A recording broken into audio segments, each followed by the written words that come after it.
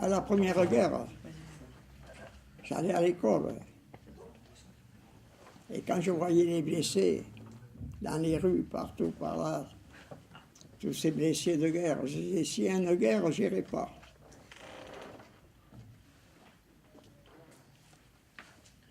Et après, j'y suis allé.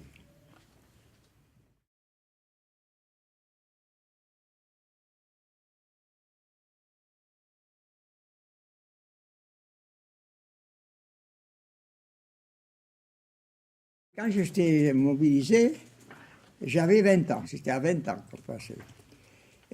J'y suis allé, il y en avait beaucoup qui étaient reçus, et puis pas d'autres. Vous passez à la rue, etc. Et moi j'étais tourneur, apprenti tourneur sur métaux, dans une usine, les brasseries Atlantiques. Et ils partaient, ceux qui étaient reçus, ils étaient tous sous. Ils se saoulaient, ils chantaient dans la rue. Moi, je suis parti tout seul. J'ai rien dit. Je serais reçu ou pas reçu. Je suis parti. Et là-bas, à Mébar, bon pour le service. Alors, on mettait des machins bons pour le service. Moi, j'ai rien mis, j'arrive chez moi. Et les copains qui travaillaient avec moi, tout ça, alors, comment ça s'est passé? Ça s'est passé pas mal. Et mon père, quand je suis arrivé, alors, ça y est, je suis bon pour le service.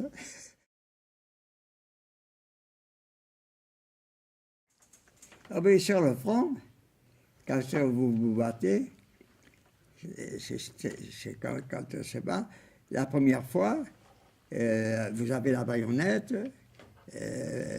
fusil, je sais pas moi, quand on à l'attaque, vous voulez dire, ah ben comment ça se passait? On attend à l'attaque.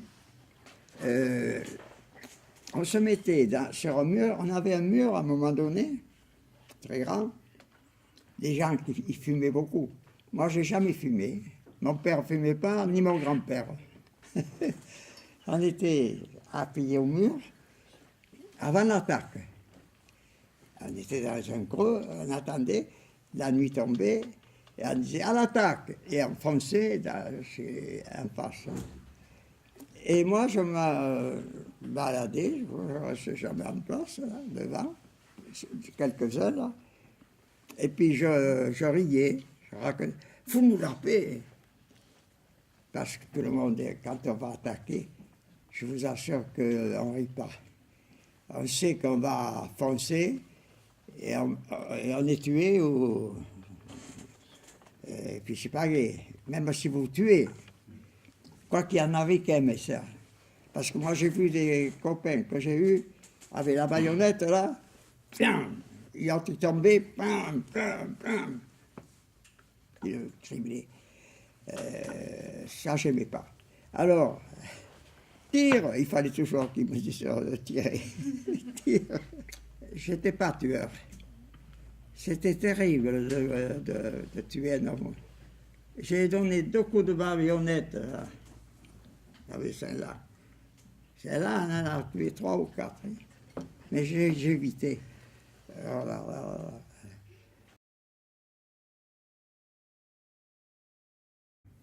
Charles de Gaulle. Mais c'était notre avenir. Parce que c'était fini. On était fini là. Et c'est lui, Charles de Gaulle, a réussi à rassembler assez de monde. Et son appel, j'ai répondu de suite et je me suis mis à ses ordres. On a fait la guerre à ses côtés. Et voilà. Et on a réussi à les bousculer, nous, parce qu'ils étaient forts, les Allemands, très très forts, oh oui.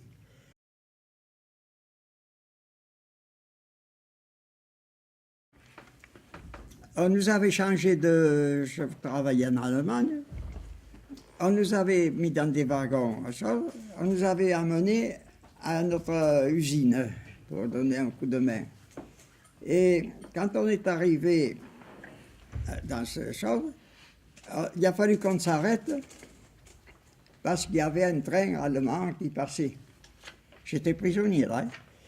Et alors il est passé, et puis on a arrêté les wagons, et là il y avait des wagons, et là il y avait des wagons. Ici il y avait des pères de famille. Vous savez où vous allez?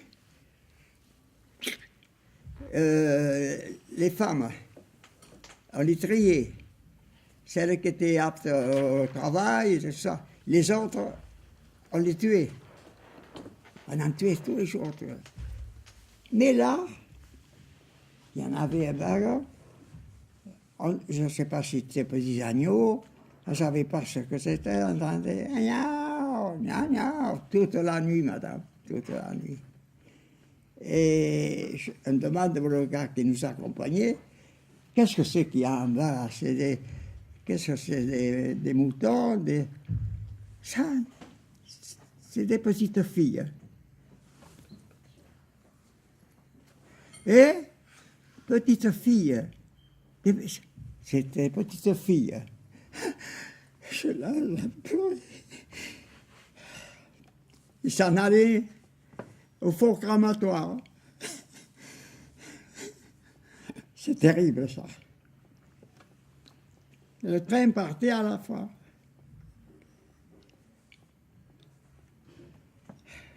Et ça, je me rappelle. Et quand je me réveille, j'y pense.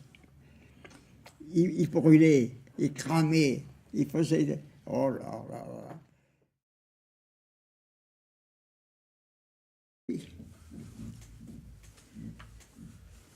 Une balle dans le genou. Tenez. Là, ça se voit un peu, je crois. Et depuis, je ne peux pas bouger ma jambe.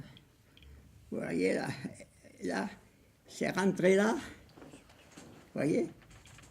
Et on m'a ouvert après pour me la sortir. Mais quand je suis allé à l'hôpital de campagne, il y avait tellement de blessés, tellement de... que sous une toile de tente, moi, ils m'ont laissé de côté parce que c'était rien pour eux. Et alors après,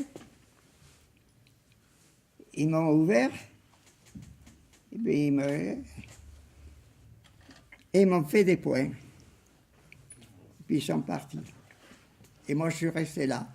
Alors, ce sont les secoureurs, ceux qui faisaient le tour, là, les infirmiers, tout ça. Ils ramassaient les morts, ils ramassaient les blessés. Ils m'ont emmené à l'hôpital. Hein. Mais ça a été mal fait. Ça a été très mal fait. Et depuis, je boite. J'avais 25 ans, je boite. Depuis. Et beaucoup. Dans le cou, une balle. L'œil, un éclat. Un petit éclat, vous voyez? Je pleure toujours. On me met de la pommade, ça ne fait rien. En plus, attention, j'étais un joli garçon, hein? Blond aux yeux bleus.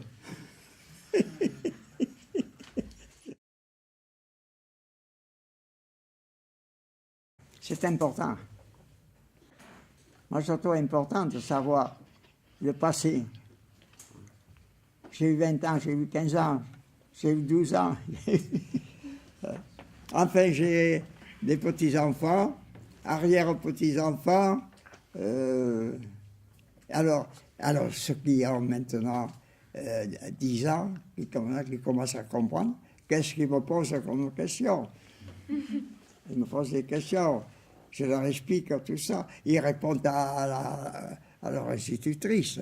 Il y a un moment, alors, ils m'ont convoqué des fois, quand je vais télécharger à l'école, tout ça, et ils m'ont parlé. Mais ils me disent, ils avaient raison, alors ils veulent savoir. Tout le monde veut savoir.